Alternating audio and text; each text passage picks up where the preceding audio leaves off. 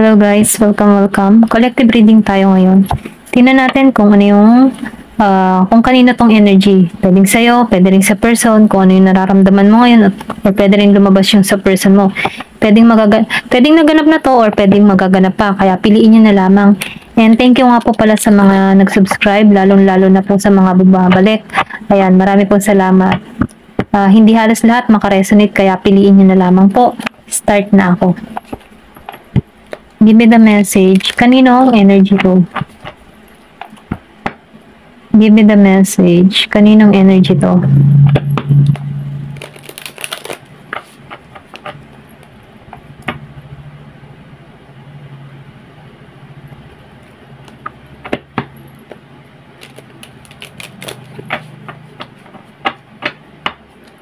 Give me the message. Kaninong energy to?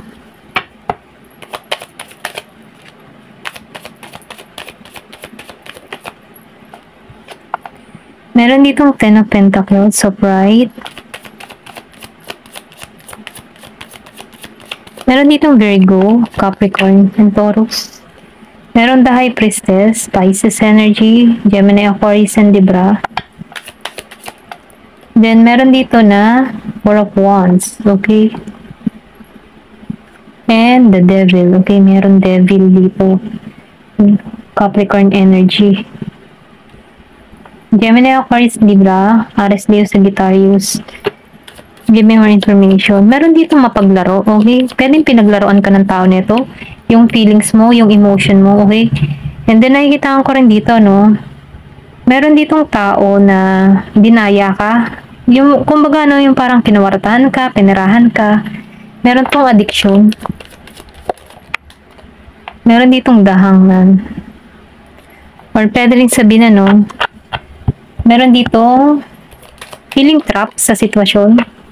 Pero ganun pa man, huwag ka mag-alala. Kahit meron ditong devil energy, nafe-feel ko dito yung protection mo. Okay? So, meron ditong the Magician reverse, Five of Wands, and Queen of Swords. Ayan. So, nakikita ko rito sa the Magician, meron dito tricks. Okay? Kumbaga, meron dito gumagawa ng hindi maganda sa'yo, or pwede rin sabihin meron kang naging person or tao sa paligid mo, no, katrabaho man, sa family member, kaibigan, karelasyon, na meron ditong tricks na ginagawa sa'yo dito, okay? Dito sa The Magician Reverse. Kumbaga itong tao na ito, meron siyang mga pwedeng kinokontrol ka nito, okay? Kumbaga itong tao na ito ay masyado siyang maraming sinasabi, okay? Pwedeng magaling siyang magpaikot ng isang tao, no? So, ikaw, may papayo lang sa'yo, okay? Sundin mo yung intuition mo, sundin mo yung kutob mo. Ito lang yung nakikita ko. Kasi meron ditong tricks na magaganap. Or pwede rin sabihin na ganap na to. Pero ganun pa man, no? Sinasabihan ka dito, no? Dito sa Five of Wands. Maybe naghirap ka before sa problema or sa relasyon or kung ano pa man yung eksena or sistema na ginagalawan mo, meron ditong naghirap sa sitwasyon. Pwedeng na-stress ka, na-depress ka, pero sinasabihan ka dito na matatapos na to. Kumbaga, magkakaroon na to ng solusyon, or pwede rin sabihin, unti-unti ka nang nakakaraos, okay? And then, nakikita ko rin dito, no, na meron ditong patungo sa'yo. Okay? Meron ditong makikipagkita sa'yo. So, ikaw, nasa sa'yo yung desisyon kung bubuksan mo muli yung pag-ibig, yung puso mo yan. Kung bubuksan mo muli yung puso mo sa tao na to. Okay? Yan, pasensya na ako inuutal. Then, nakikita ko rin dito, no, ikaw, nakikilala mo yung person mo, kung ano yung pag-ugali nito, okay? Mararamdaman mo kung may pagbabagong nagaganap dito sa tao na to. Or pwede rin sabihin, no, kahit sa katrabaho, okay? Kung meron ka ditong katrabaho na nagbigay ng hindi magandang, alam mo yun, tipong hindi magandang kinikilos, okay? Kumbaga, no, yung parang, hindi nagiging siyang maayos makisama sa'yo, okay? Kumbaga may pagka-ugali na hindi maganda, may pagka-rude, okay? So, sinasabihan ka dito, no, na huwag mong pagtuunan ng pansin ito. Ito lang nakikita ko. Then dito, no, yung iba naman sa inyo, sa Ten of Pentacles, then sinabayan ng The High Priestess, sinasabihan ka dito na malakas yung intuition mo, kaya sundin mo kung ano yung inner voice mo, makukutuban mo kung sino yung mga tao sa paligid mo na hindi totoo, or pwede rin sabihin, makukutuban mo yung person mo kung ito ay lumapit muli sa'yo, okay? Kasi malakas yung intuition mo sundin mo yung instinct mo. Once na, halimbawa, for example, lumapit muli yung person mo, pero kilala mo na to na talagang merong ugaling hindi maganda. So, sinasabihan ka dito, makukutuban mo to kung meron ditong pagbabagong nagaganap sa kanya.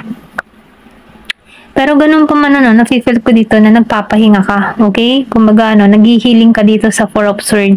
Kumbaga, nagkakaroon ka dito ng bagong idea, or pwede rin sabihin, hinihilo mo na yung puso mo, okay? Sa mga masasakit na karanasan, or pwede rin sabihin na tinatanggalan mo na yung mga masasakit na experience dito at handa ka na muli, okay? Kumbaga, isinantabi mo na muna ito.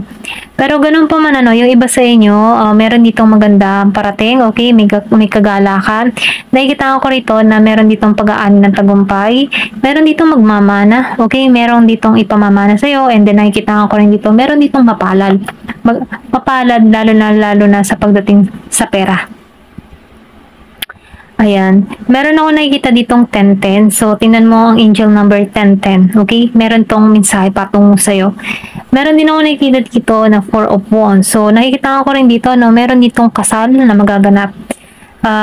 Meron ditong pag-uwi, or pwede rin sabihin meron ditong magsusurpresa sa'yo. Biglaan ka nalang puntahan ng tao na to. Kumbaga, meron ditong celebration na magaganap dito sa Four of Wands. Kung madalas mo makita yung 11-11, patingnan mo din sa bill. Meron itong pahiwatig na mensahe sa'yo. And then, nakikita ko rin dito, meron dito, kumbaga itong tao nito ay belong ka sa kanya. Aries, Leo, Sagittarius. Okay, meron dito. Pero ganun pa man, sinasabihan ka rin dito, mag-ingat ka sa the devil energy. Kung meron ka man mga bisyo, alisan mo na to. Okay? Kasi makaka-apekto to sa mga kalusugan. O kumbaga, makaka-apekto to sa kalusugan mo. Kaya, minumungkahi dito, alisan mo na to. Sinasabihan ka din dito, na kung meron ka mang mga, alam mo yung tipo na, mahilig sa mga material na bagay. Kung alam mo naman dito na hindi na to makakabuti, okay, binibigyan ka dito ng babala na ikat mo na rin. Tulungan mo yung sarili mo para hindi ka magbibili ng mga bagay-bagay na hindi yun namang importante. Kumbaga, kasi merong iba na once na may nagustuhan, kahit napakamahal, binibili. Kumbaga, may addiction na sa mga ganun, lalo-lalo na sa mga mamahalin, okay? So, sinasabihan ka dito na magtipid, or pwede rin kontrolin mo yung sarili mo kasi pwede kang maubusan dito. And then, nakikita ko rin dito, yung iba sa inyo, meron ka pa rin ditong person na obsessed sa'yo. Kumbaga, itong tao na ito ay talagang gustong-gusto ka. Kaya lang, yung pagkagusto nito ay sobra naman. Okay? Ito lang yung nafe-feel ko. Kumbaga, pagka gusto nito yung bang tipo na sakal ka sa pagmamahal niya. Okay? May pagka-obsessed. Gusto niya lagi ka nakikita. Gusto ng tao na ito lagi kang kasama. Okay? May pagkasiloso to. Ito lang nakikita ko. Meron ditong ipinanganak ng 15, 12, 7, 4, 2, and Gs. Ito lang yung nakikita ko. And then dito na sa Knight of Pentacles, meron dito magbibigay sa'yo ng regalo. Okay? Itong tao na ito ay konserbatibo. And then nakikita ko rin dito, patient tong naghihintay. Or pwede rin sabihin meron na dito nagpapahiwatig ng nararamdaman sa'yo. Patient lang tong tao na ito. Okay? Ito yung kanyang katangian. Sensitive, may pagka-konserbatibo, at masyado tong protected. Kumbaga, yung masyado siyang ma-protect. Kumbaga, once na meron tong ginusto, gusto lagi niyang poprotektahan. Ganon. Para bang, kumbaga, talagang manananggol. Yan. Ito lang nakikita ko. Meron itong Year of the Horse. Okay. Meron din Year of the Dog. Then ito sa The Hangman, then sinabayan ng The Chariot. Nafe-feel ko yung tamang direction patungo sa'yo. Okay, kumbaga ikaw yung tipo ng tao na maybe nag-a-adjust ka na muli, or pwede rin sabihin na bumabangon ka muli dito, tumataha ka na ng ibang direction na kung sana yung hilig mo na yung nasusunod dito. And then nakikita ko rin dito, meron ka na ditong tinanggalan. Inalisan mo na, yung iba sa inyo, inaalisan na, or tinatanggalan na yung mga bad experience or bad person. Ano yung tipo na bad energy, or tinatanggalan mo na yung mga bad influence sa'yo dito sa The Hangman, okay? Kumbaga, nagkakaroon ka dito ng panibagong pananaw sa buhay. Nafe-feel ko din dito yung renew, o pwede rin sabihin binabago mo na yung sarili mo. Then, nakikita ko rin dito sa The Chariot, ikaw na kasing may hawak dito eh. Kumbaga, may power ka para alisan yung mga bagay na hindi nakarapat-dapat para sa'yo. Nagkakaroon ka na dito ng malaking desisyon para sa iyong sarili. Okay, may guidance ka na dito or sinusunod mo na yung iyong inner voice. Okay? Ito lang yung nakikita ko. Kumbaga, control mo yung buhay mo, okay? Maybe isa ka ngayong single na kontrolado mo lahat. Kumbaga, hindi ka basta-basta nagpapapi or hindi ka basta-basta nagpapakontrol sa ibang tao. Kumbaga, basta may ginusto ka, yung decision mo yung sinusunod mo, okay? Tingnan pa natin kung ano pa yung mensaheng parating sa'yo. Give me more information. Ano pa yung mensahe sa'yo?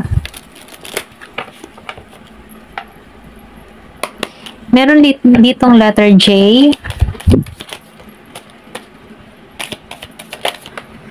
Meron ka ditong the Hierophant reverse. So, nakikita ko rito, meron ka ditong tao na sarado yung kaisipan. Kumbaga, may pagka-selfish tong tao nito.